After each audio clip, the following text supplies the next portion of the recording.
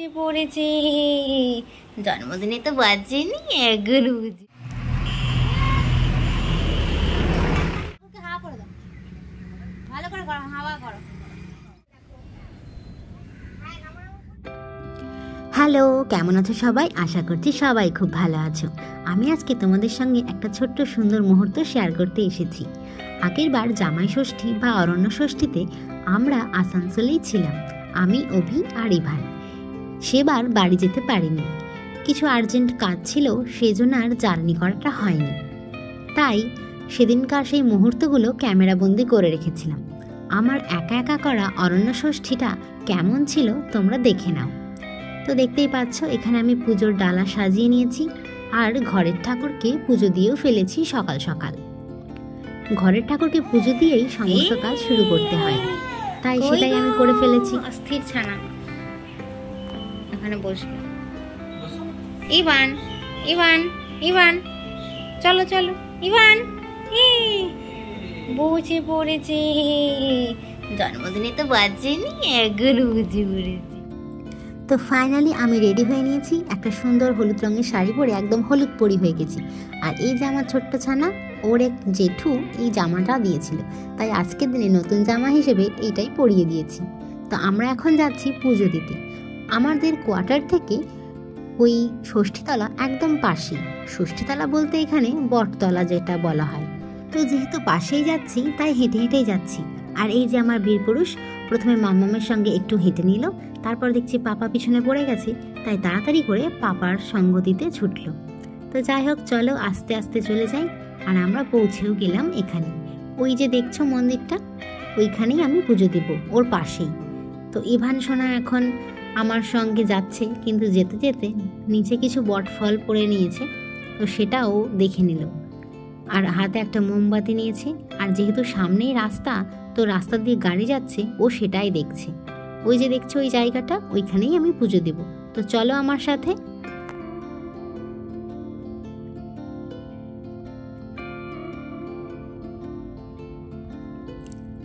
আজকে সকাল সকাল স্নান টান করে পুজো দিয়ে নিয়েছি। সকালবেলাটা বেশ অন্যরকম কাটছে, আর ভীষণ একটা মন খারাপ ঘিরে ধরেছে আমাকে।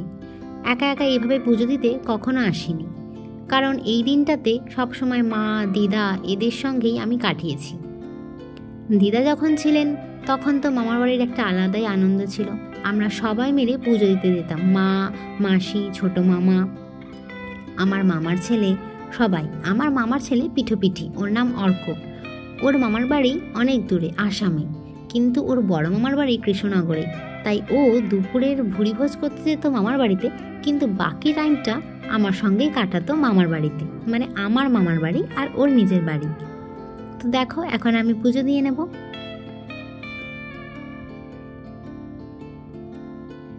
আর আমার ইভান সোনা কিন্তু খুব লক্ষ্মী ছেলে, দেখেছো কেমন মার সঙ্গে পুজো দিতে বসে গেছে। তো আমি এখানে কিছু রিচুয়াল পালন করে নেব, আর ওর বাবা ভিডিও করে দিচ্ছে। আর ইভান সোনা কিন্তু চারিদিকে কোথায় পাখি, কোথায় গাড়ি, এইসব নজর।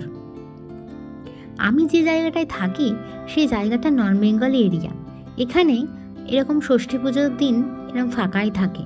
ওদের অনেক রিচুয়ালের মধ্যে একটা হলো বট সাবিত্রী পুজো, তো ওটা কিছুদিন আগেই হয়ে গেছে। আর আমি আজকে করছি দেখে সবাই একটু অবাক হচ্ছে, কি ব্যাপার। তো আমি বললাম আজকে এটা অরণ্য ষষ্ঠী, আমাদের নিয়ম আছে। তো সেই কারণেই এটা আমি একা একাই দিচ্ছি, আর কাউকে দেখা যাচ্ছে না। এই পুজোটা যেহেতু আমি মা, মাসি বা দিদাদের সঙ্গে করে এসেছি, অত নিয়মকানুন আমি দেখিনি। আমাদের ওখানে পুরোহিত মশাই থাকেন, তিনি পুজো দিয়ে দেন, অঞ্জলি দিই আমরা, আর পুজোর সামগ্রী সেখানেই নিবেদন করি। তো এখানে তো সেরকম কেউ নেই, তাই আমি প্রথমে আমার এই ঠাকুরকে বরণ করে নিলাম, তারপর পুজোর ডালা দিয়ে দিলাম। এবার যে যে রিচুয়ালগুলো আমি দেখেছি বা করে থাকি যেগুলো, সেইগুলো করে নেব।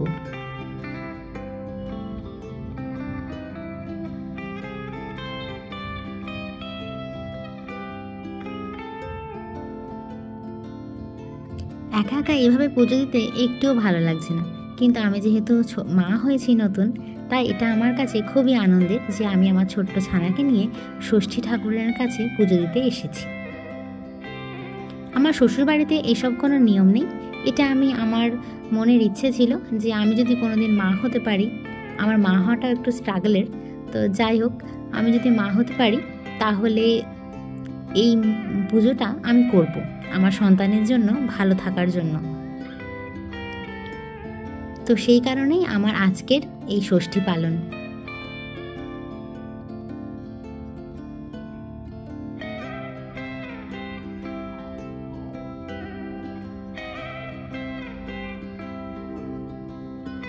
তো আমি এখানে আমার মতো করে পুজো দিয়ে নিচ্ছি। আমার পুজো দেওয়া শেষ হলেই কিন্তু অভি পালাবে। অ্যাকচুয়ালি অভির ডিউটি আছে আজকে 8টা থেকে, সেই কারণেই তাড়াহুড়ো করে পুজো দিয়ে নিচ্ছি। তো এই যে দেখছো দইয়ের বাটি শুদ্ধ নিয়েই চলে এসেছি, একটু যে অল্প করে নিয়ে আসবো সেটা আর আমার খেয়াল নেই। তো যাই হোক আমি এখানে আমার দই আর কলা নিয়ে নিচ্ছি। এটা আমাদের এখানে ওই গাছের গায়ে লাগাতে হয় আর সন্তানের মঙ্গল কামনা করতে হয়, তো আমি সেই রিচুয়ালটাই পালন করে নিচ্ছি।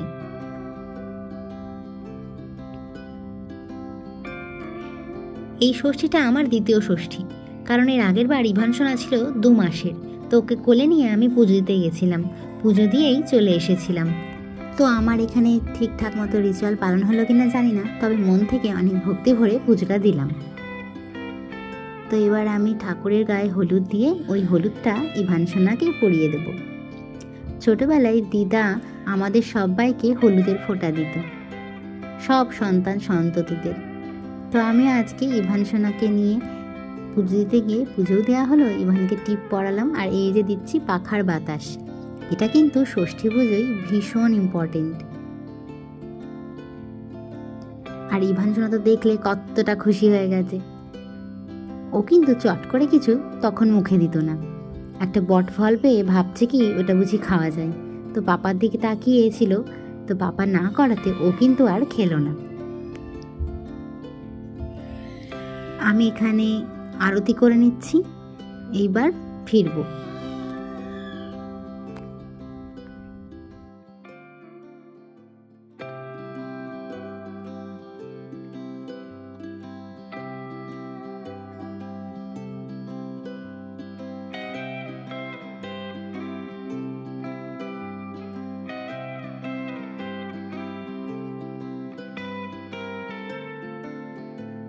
তো আমার এখানে আরতি করা হয়ে গেল, আর এই যে ইভানসোনা নম নম করে নিচ্ছে আর মাম্মার পিছু পিছু ঘুরছে। এখানে আমি ষষ্ঠী পুজো দিলাম, আর পাশেই রয়েছে বজরংবলীর মন্দির আর শিব মন্দির। ইভানসোনার কিন্তু বজরংবলী আর শিব ঠাকুর দুজনেই খুব প্রিয়। তো ইভানসোনাকে সেটা দেখাতেই ইভানসোনা খুব খুশি হয়ে দেখতে চলে গেছে। আরও একটা জিনিস নজরে আছে কিন্তু ইভানসোনার, কি বলতো তোমরা? ফল। আমি ঠাকুরকে যে গোটা ফল নিবেদন করেছি সেই ফলটা কিন্তু ইভানসোনা দেখছে, ভাবছে কি ব্যাপার মাম্মা ওকে দিল না। ইভানসোনা ফল খেতে খুব ভালোবাসে, তাই এর কারণ।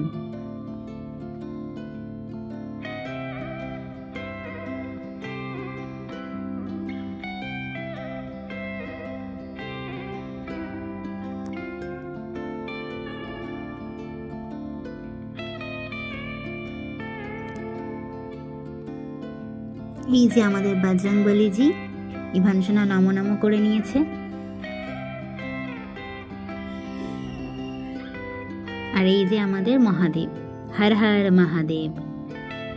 আর এই যে ইভানসোনা দেখছে নন্দী মহারাজ, শিব ঠাকুর, ওর কিন্তু ভীষণ প্রিয়।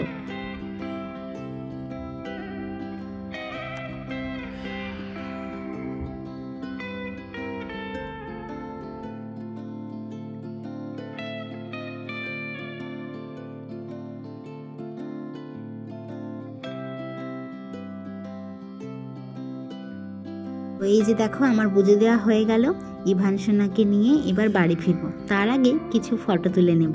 আর আমার পুজোর জিনিসপত্র গোছানো হয়ে গেছে। দেখেছ আবার হাওয়া দিচ্ছি বলে কি খুশি, গরম যে। তো চলো দেখে নাও আমাদের কিছু সুন্দর সুন্দর মুহূর্ত।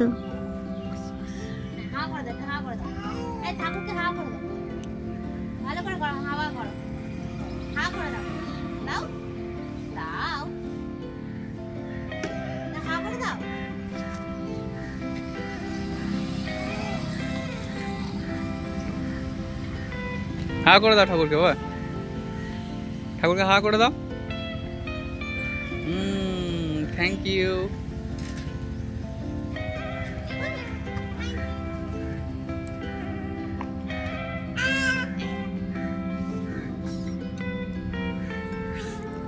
তো এই যে হলো আমার পুজো দেওয়া কমপ্লিট। আর কি সুন্দর বট গাছটা, তাই না? সবাইকে ছায়া দেয়, বটবৃক্ষ একেই বলে বোধহয়। তো চলো আমরা এবার রওনা দেব। আমাদের কোয়ার্টারটা পাশেই, তাই যেতে মাত্র 2 মিনিটই লাগবে হাঁটা পথে।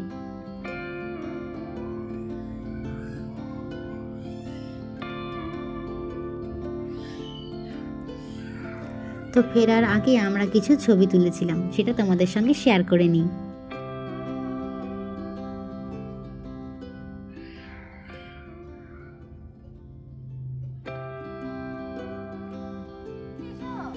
এই যে আমরা চলে এসেছি হেঁটে হেঁটে, আর ইভান সোনা কিছুতেই বাড়ি ফিরবে না।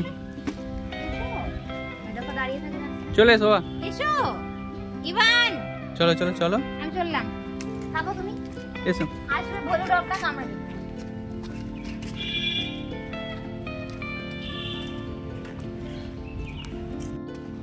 এসো এসো, থাক দরজা থাক, তোমাকে দেখতে হবে না, তুমি এদিকে চলে এসো, দরজা খোলা থাক, এসো এদিকে এসো। এসো ওকাশ ভাইয়া, তুমি জানলাই? আরে জানলাই, এদিকে এসো, এদিকে এসো, ডাকছে তোমার রিয়া, রিয়া এদিকে। ইভান সোনা একদম ফিরতে চাইছিল না, তাই আমি ওকে বললাম ওপরে রিয়া তোমাকে ডাকছে। তো দেখো কেমন হাঁটি হাঁটি পা করে চলে আসছে। অ্যাকচুয়ালি ওপরে ওর একটা ছোট্ট বন্ধুও আছে আর একটা দাদাও আছে। তো এই যে আমরা বাড়ি চলে এসেছি। এবার আজকে যার দিন মানে জামাই, তাকেও তো একটু দেখাতে হয় নাকি? সে বেচারা শ্বশুর বাড়ি যেতে পারেনি, কি আর করা যাবে। গরমের মধ্যে ইভানকে নিয়ে আমরা বেশি জার্নি করতে চাইনি। এর কিছুদিন আগেই আমরা দীঘা গেছিলাম। আর এই যে আমাদের জামাই, জামাই ষষ্ঠী বলে কথা। অরণ্য ষষ্ঠী তো মা আর সন্তানের পালন হয়ে গেল, আর জামাইটাই বা বাকি থাকে কেন? তো দেখা হবে অন্য আরেকটা ব্লগে। আজকের মতো টাটা।